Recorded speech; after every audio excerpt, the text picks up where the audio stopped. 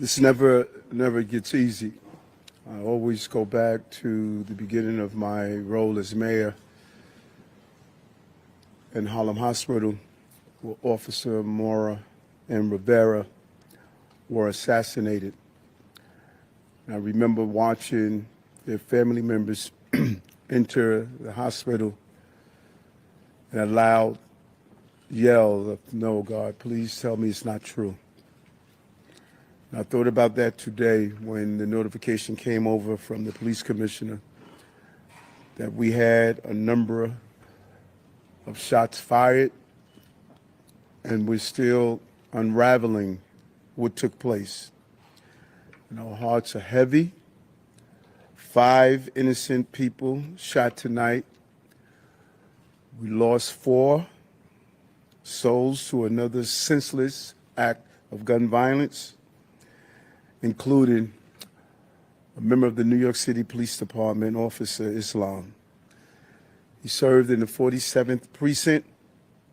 He was just 36 years old and a 3.5-year veteran of the department. He was doing what he does best, and all members of the police department carry out. He was saving lives. He was protecting New Yorkers. He's an immigrant from Bangladesh, and he loved this city. And everyone we spoke with stated he was a person of faith and a person that believed in God and believed in living out the life of a godly person. He embodies what this city is all about. He's a true blue New Yorker, not only in the uniform he wore, but in his spirit and energy of loving this city. And early tonight, I met with the officer's family. I told them that he was a hero, and we admire him for putting his life on the line. This was his dad's only son. I think about Jordan, my child, and it's unimaginable to experience a loss of this magnitude. And 3 of the innocent civilians are also dead. 2 males and 1 female, and another male is seriously injured, fighting for his life in critical condition because of the violent, despicable attack. Additionally, the shooter is dead of an apparent self-inflicted gunshot wound. To be clear, 6 total tonight died, 1 including the perpetrator. And I'm sorry, 6 total was shot tonight, 1 including the perpetrator. No words can describe this act of evil, a man who takes the life of others who are innocent. And no words can fill the void that has been left by this tragedy. Our hearts break for the families and friends of the victims. We pray for the swift and safe recovery of the injured. The horrific crime reminds us all how easy it is to gain access to a gun. Gun violence has scarred so many neighbors and ripped apart too many families across this entire country. And we will continue the fight to do all we can to protect our city. But tonight we mourn for those who were killed. And we pray for the families as they go through this painful moment. And as I stated, 5 innocent people were shot.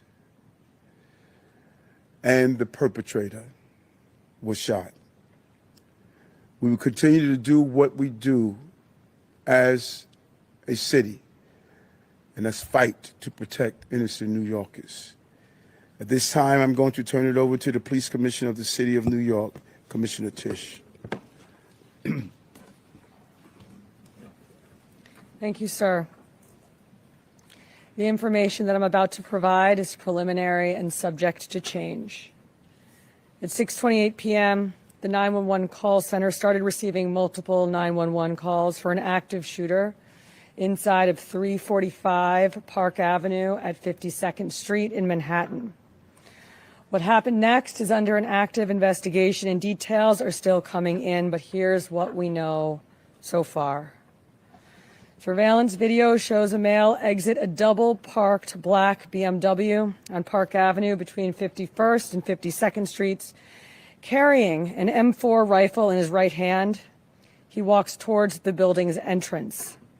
That individual was seen exiting the BMW alone. The building's security camera footage shows the shooter enter the lobby, turn right, and immediately open fire on an NYPD officer. He then shoots a woman who took cover behind a pillar and proceeds through the lobby, spraying it with gunfire. He makes his way to the elevator bank, where he shoots a security guard who was taking cover behind the security desk. One additional male is shot in the lobby, per his own statement from the hospital. The shooter then calls the elevator, which opens in the lobby. A female exits that elevator, and he allows her to walk past him unharmed. He goes up to the 33rd floor, which is route and management, and begins to walk the floor, firing rounds as he traveled. One person was struck and killed on that floor. He then proceeds down a hallway and shoots himself in the chest. In total, we have 5 victims shot, our officer and 4 other innocent civilians, plus the shooter. The shooter is believed to be Shane Tamura, a 27-year-old male with a Las Vegas address. The vehicle he exited is registered in Nevada to Mr. Tamura. Inside of that vehicle, officers found a rifle case with rounds, a loaded revolver, ammunition, and magazines, a backpack, and medication prescribed to Mr. Tamura. The vehicle was searched by our bomb squad and found to be clear of any explosives. The initial investigation shows that Mr. Tamura's vehicle traveled cross-country through Colorado on July 26th, then Nebraska and Iowa on July 27th, and then in Columbia, New Jersey as recently as 4:24 p.m. today. The vehicle entered New York City shortly thereafter. According to our law enforcement partners in Las Vegas, Mr. Tamura has a documented mental health history. His motives are still under investigation, and we are working to understand why he targeted this particular location. 345 Park Avenue is a commercial office building whose tenants include the NFL, Root and Management, KPMG, and Blackstone. At this time, 4 of the 5 victims are deceased, including our NYPD cop. Our officer was transported here to New York Presbyterian along with 1 male civilian, the lone shooting survivor, who is in critical but stable condition at this time. 2 other civilians, 1 male and 1 female, both deceased, were brought to Bellevue. The 4th civilian is a female who was found dead on the 33rd floor of the location. Additionally, there are 4 other victims being treated for minor injuries sustained in their attempts to flee the scene. Victims' names are being withheld at this time, pending family notification. Officers from our Special Operations Division are currently conducting a secondary sweep of the entire building. I want to be very clear. We believe this to be a lone shooter, and there is no longer an active threat to the public. But today, 4 innocent victims are dead. Among them is NYPD police officer Didarul Islam, 36 years old, 4 years on the job. Officer Islam was married with 2 young boys, and his wife is pregnant with their 3rd child. He's assigned to the 4-7 precinct in the Bronx. He was doing the job that we asked him to do. He put himself in harm's way. He made the ultimate sacrifice, shot in cold blood, wearing a uniform that stood for the promise that he made to this city. He died as he lived, a hero. I want to extend my profound sympathies to all of the victims and their families, and to the brave NYPD cops who today lost a brother. There are still many questions that we have to answer, and we will answer them. But for now, our city is in mourning for the innocent lives lost. May their memories be a blessing. Pat. Oops, sorry. Patrick Hendry, President of the PBA. This is a a devastating night for our city, for our police department. Pure evil came to the heart of our city and struck innocent people. And one of our police officers who were protecting those people.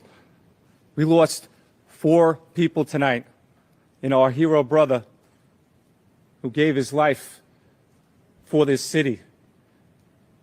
He was a hardworking police officer who was proud, we know, from hearing from his family, to put on that uniform and shield of a New York City police officer every day and went out and did his job.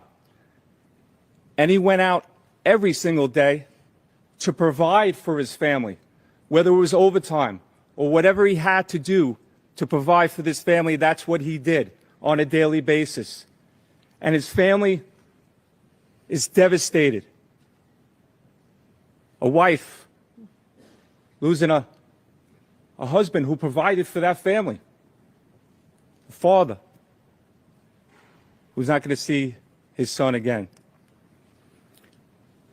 And our hearts of every New York City police officer right now is hurting. We're hurting for our brother police officer who we lost.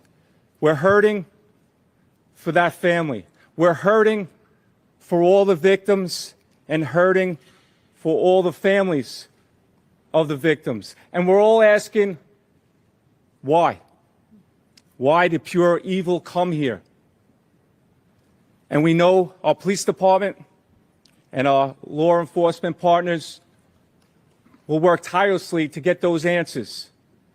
But now our job as police officers is to be there for this family, to support them in any way that we can, to come together as a city, to be there for these families of the victims. And we will continue to do that because that's what New York City police officers do. And we're going to continue as police officers to go out and protect this city because we know that evil can strike at any time. But police officers are willing to risk their lives to protect everyone in this room and protect everyone in this city. So we ask all New Yorkers to pray for our police officers' family, to pray for all the victims and their families. And we need to stand united going forward. We thank you for covering this story. Yeah, we are also joined by our federal partners from the ATF and the FBI. I want to give an opportunity to our partner in the FBI, a special agent in charge of the New York City Fields Office, Chris Rea. Thank you, Mayor. First off, on behalf of all the men and women of the FBI, I'd like to extend my deepest condolences to the victims of this senseless tragedy. And also personally, I want to extend my condolences to the police commissioner. And just please know, ma'am and Mr. Mayor, that you have the full force of FBI New York and the full force of FBI to get to the bottom of the answers. Upon learning of the incident this evening, FBI agents immediately deployed to the scene to assist our NYPD partners. While this remains an NYPD investigation, the FBI's New York office stands ready to provide any and all resources to assist our partners. Initial checks of our internal systems have not revealed any information about the subject. But when and if more information becomes available, we will share what we can, when we can, with the public. Thank you. Okay, we're going to do some on-topic questions. Folks, start with CNN, please. Just a quick question about the police officer. When he was standing in the lobby, did he have a chance to fire his weapon at the shooter, or was it completely ambushed? And also, when the shooter got to the floor, approximately how many people were on that floor and what were they doing? All of this information is under active investigation. Videos are being reviewed. And as this investigation continues to unfold, we'll be able to answer those questions. But right now, it's an active investigation. Miles Commissioner, if you could just talk about working paid detail there? For people who might not know what that means, and was he the only officer working that paid detail there? I believe that there were 2 officers in the building working pay detail assignments in different parts of the building. And what is that? If people, may say he's on his day off working in uniform. Paid detail is a program that we have set up at the police department that allows companies to hire officers in uniform to provide extra uniform security. Commissioner, did she make sign interviews with witnesses? Did she say anything at all? And secondly, did you leave behind any manifesto, any writings or paperwork? I already described what we found in the vehicle, and it's too early in the investigation to discuss anything more.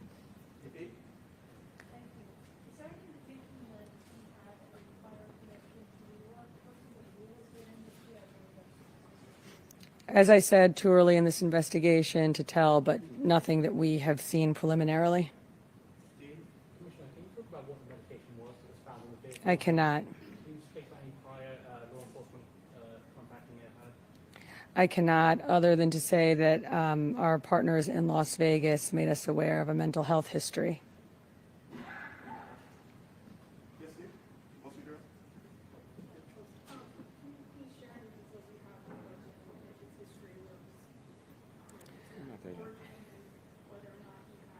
Just what I said already. It was an M4 rifle, and we also found a revolver in the vehicle with ammunition and magazines. He did have a license in the state of Nevada. Your one? Was there any intelligence indicating that this patient was at risk beforehand?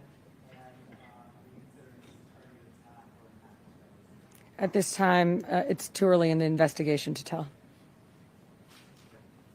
Thank you, everyone.